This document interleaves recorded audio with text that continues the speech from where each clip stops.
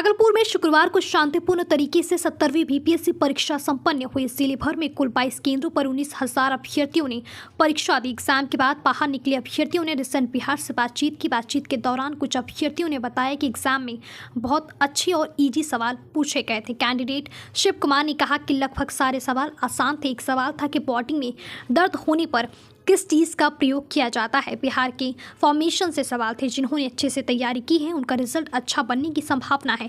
कहा कि पिछली बार की तुलना में इस बार इजी पेपर था, ज़्यादा कुछ टफ नहीं था, लेकिन ऐसे सवाल थे जिसमें लोग नेगेटिव ज़्यादा कर सकते थे। हालांकि स्टेटमेंट टाइप के क्वेश्चन नहीं के बराबर थे। उत्तर प्रदेश से आई अभ्यर्थी पूजा सिंह ने बताया कि बेसिक नॉलेज होने के बावजूद आप क्वेश्चन का सॉल्यूशन कर सकते हैं। वह बताती हैं कि बजट से लेकर क्वेश्चन पूछा गया था, पॉलिटी और क्वालिटी से क्वेश्चन पूछा गया था। बजट के कुछ फैक्चुअल क्वेश्चन से हिस्ट्री के क्वेश्चंस में बिहार को लेकर ज़्यादा सवाल किए गए थे। इंडिया हिस्ट्री से ज़्यादा बिहार के क्वेश्चंस पूछे गए थे। पूजा ने बताया कि मुझे उम्मीद है कि मैं 110 के आसपास स्कोर कर पाऊंगी। मैं तीसरी बार एग्जाम में अपीयर हुई हूं। गया से आए नीतीश कुमार ने बताया कि ठीक एग्जाम गया है, 50% क्वेश्चन ठीक थे। जो बीपीएससी की तैयारी कर रहे हैं उनके लिए बहुत आसान पेपर होगा। मैंने भी पूरी कोशिश की है कि लगभग सवाल के सही आंसर दिए हों।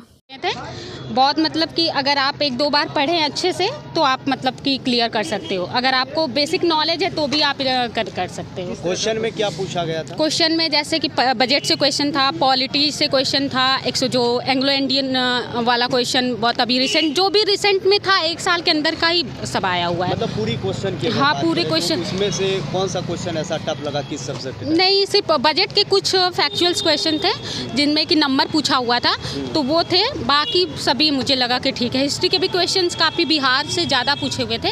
इस बार इंडिया का जो हिस्ट्री है उससे कम क्वेश्चन पूछे गए थे, ज़्यादातर बिहार के हिस्ट्री से क्वेश्चन।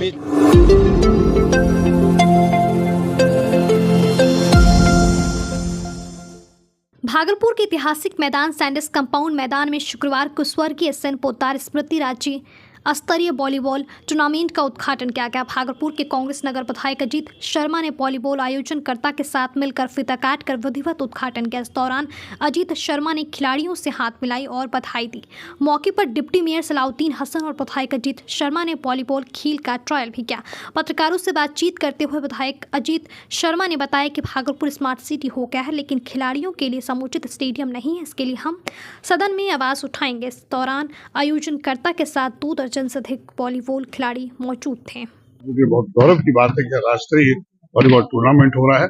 सब खिलाड़ियों को शुभकामना देते हैं जीत के लिए, और यहाँ वॉलीबॉल के क्लब के कमेटी के जितने सदस्य हैं उनको बधाई देते हैं कि आप तन मन धन से इसको काम कर रहे हैं। इसके लिए तहे दिल से शुक्रिया।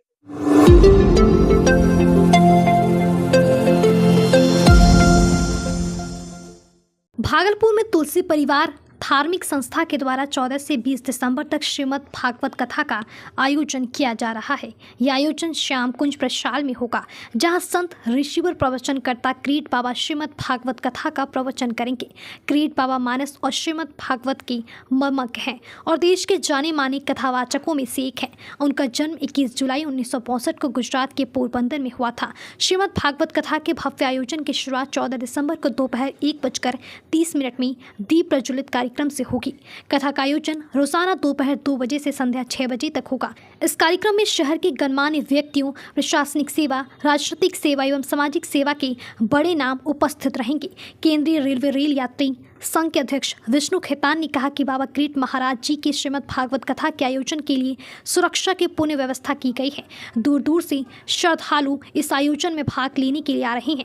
विष्णु खेतान ने आगे कहा कि बाबा क्रीट महाराज जी अपने गुरु वचन से श्रद्धालुओं को संबोधित करेंगे और उन्हें श्रीमद् भागवत कथा के माध्यम से जीवन के मूल्यों और आध्यात्मिक ज्ञान के बारे में बताएंगे। यह आयोजन श्रद्धालुओं के लिए एक अद्वितीय अवसर होगा, जिसमें वे बाबा क्रीट महाराज जी के गुरु वचन को सुन सकेंगे। सुरक्षा व्यवस्था के साथ साथ स्वास्थ्य विभाग की भी पूरी व्यवस्था यहाँ पर है, क्योंकि यहाँ पर अधिक से अधिक संख्या में कई लोग पूरे देश से यहाँ पर पधार रहे हैं। अलग अलग ट्रेनों से यहाँ आ रहे हैं, जिनकी रुकने की व्यवस्था तुलसी परिवार के द्वारा संपूर्ण व्यवस्था उनकी की गई है, ताकि उनको आने और जाने में और यहाँ रुकने में और यहाँ श्रीमद् भागवत कथा का आनंद लेने में किसी प्रकार की कोई त्रुटि ना हो, इसका पूरा विशेष ध्यान तुलसी परिवार के सभी माननीय पदाधिकारीगण, सदस्यगण इस पर पूरी तरह से लगे हुए हैं। क्रीट भाई गीता, भगवत गीता के मर्मज्ञ है, वो मानस के ज्ञाता है और जब वो भागलपुर पधार रहे हैं और जब उनकी वाणी 7 दिन तक इस प्रसाल में गूंजेगी तो जनमानस के कल्याण की बहुत सारे समाधान, बहुत सारे जो विचार उनके मन में आते हैं।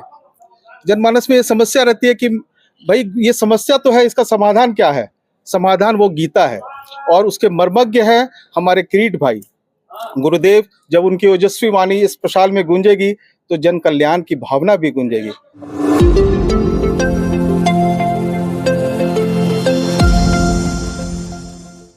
भागलपुर में 2 बाइक के बीच आमने सामने भीषण टक्कर हो गई। हादसे में 4 लोग गंभीर रूप से जख्मी हो गए। घटना में घायल जगदीशपुर के मुकत्तापुर के रहने वाले राजकुमार ठाकुर व बांका जिला स्थित तेलडीहा मंदिर में पूजा कर सुल्तानगंज के रास्ते भागलपुर लौट रहे थे।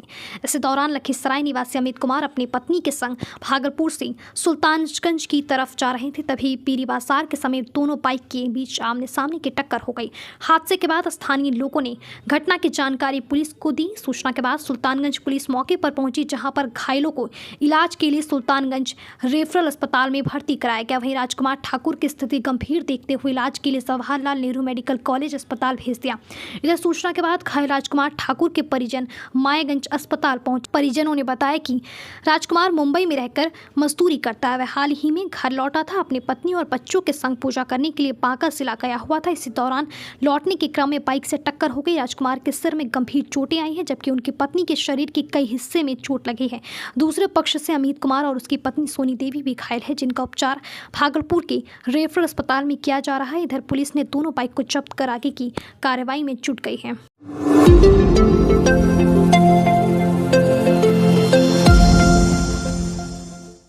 भागलपुर में रास्ता विवाद को लेकर 2 पक्षों के बीच हुए मारपीट में घायल को मायागंज अस्पताल में इलाज कराया जा रहा था। इस दौरान एक पक्ष की स्थिति गंभीर हो गई, जिसके बाद डॉक्टरों ने उसे बेहतर उपचार के लिए पटना पीएमसीएच रेफर कर दिया, जिससे नाराज परिजनों ने दूसरे पक्ष के लोगों की एक महिला को मायागंज अस्पताल में मारपीट करना शुरू कर दिया। इस दौरान करीब 20 मिनट तक अस्पताल में हंगामा होता रहा। इधर सूचना के बाद सुरक्षा कर्मियों ने मामले को शांत कराया। बताया जा रहा है कि अहले सुबह रास्ते को लेकर होमगार्ड जवान जय हिंद पासवान के पुत्र नीरज कुमार और रामानंद उर्फ अमित से विवाद हुआ था, जिसमें नीरज और रामानंद दोनों घायल हुए थे। उन्हें मायागंज अस्पताल में भर्ती कराया गया था। रामानंद की स्थिति बिगड़ने लगी। इसके बाद डॉक्टर ने उसे बेहतर उपचार के लिए पटना पीएमसीएच रेफर कर दिया है, जिससे नाराज रामानंद के परिजनों ने नीरज की मां के साथ मारपीट करने का आरोप मोना कुमारी, वंदना देवी, सोनी देवी और स्वाति कुमारी एवं स्वीटी कुमारी पर लगाया गया है। इधर घायल नीरज का इलाज भागलपुर के जवाहरलाल नेहरू मेडिकल कॉलेज अस्पताल में चल रहा है, जबकि रामानंद को बेहतर उपचार के लिए पटना भेज दिया गया है। रामानंद की मां रूबी देवी ने बताया कि रास्ते को लेकर विवाद हुई थी, तो रामानंद अपने परिवारों के संग मिलकर मेरे घर को क्षतिग्रस्त कर दिया। उसी को लेकर विवाद थी। मायागंज में पिटाई करना शुरू कर दी। इस घटना में रूबी देवी को आंख के पास चोट लगी है, जिससे वह घायल। हालांकि समय रहते सुरक्षा कर्मियों ने मामले को शांत कराया।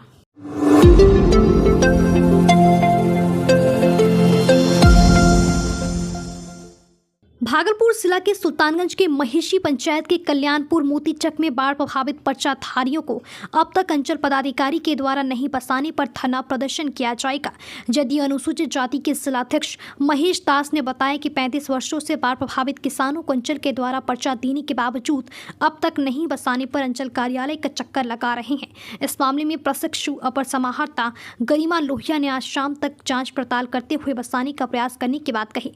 बताते चले कि अगर पर्चाधारियों को नहीं बसाया जाता है तो सभी पर्चाधारी एकजुट होकर धरना प्रदर्शन करेंगे। नए सीओ और बीडीओ के प्रभार में डीएम साहिबा आई हैं, उनसे हमारी बात हुई है गरिमा लोहिया जी से। उन्होंने ये बोला कि आज शाम तक हम रिपोर्ट करते हैं कि आखिर उस विषय वस्तु पर कैसे काम किया जाए और तत्काल प्रभाव से इस पर काम करके हम आप लोगों को सौंप देंगे। अगर ऐसा नहीं किया गया तो आप लोग क्या करेंगे? ऐसा नहीं किया गया तो 2 दिन के भीतर इन लोगों का कहना है, पूरी जनता का कहना है कि हम धरना प्रदर्शन करेंगे सीओ के खिलाफ।